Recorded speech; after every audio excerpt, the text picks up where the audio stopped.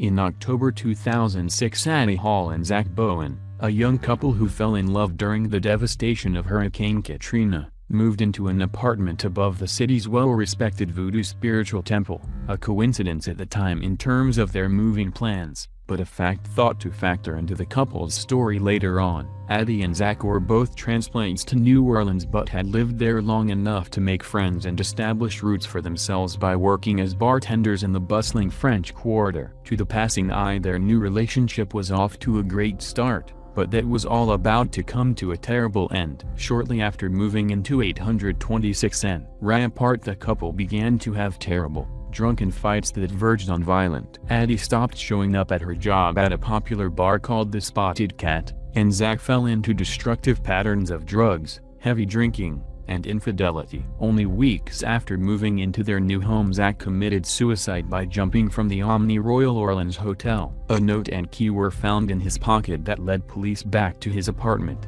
where they found something truly unimaginable. "This is not accidental," Zack's note began. "I had to take my own life to pay for the one I took. If you send a patrol car to 826 N. Rampart, you will find the dismembered corpse of my girlfriend Addie in the oven, on the stove, and in the fridge, and a full signed confession from myself, Zack Bowen." While putting together the clues of what had taken place at the scene, it was discovered that after being accused of cheating, Zack strangled Addie and then spent the next few days cutting up her body with intent to cook and eat it, which autopsy reports show he didn't end up doing. A 2014 documentary called Zack and Addie explores the details prior to and following the horrendous event and attempts to arrive at how this could have happened. A strong theory is that dark forces surrounding the Voodoo Spiritual Temple they lived above took a hold on the couple, especially Zack, and drove them to madness. Although the temple was, and has been, primarily associated with positivity rather than anything negative,